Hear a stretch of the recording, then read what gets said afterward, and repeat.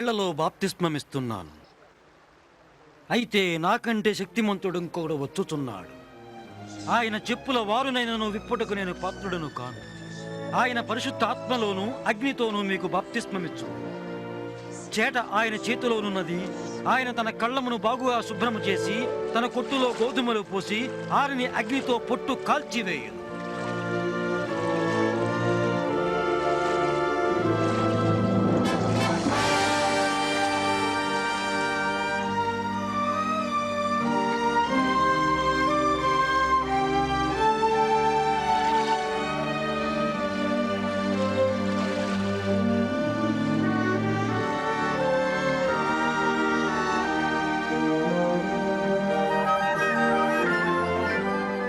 అప్పుడు పరిశుద్ధాత్ముడు పావుర రూపంలో యేసు మీద వ్రాలాడు.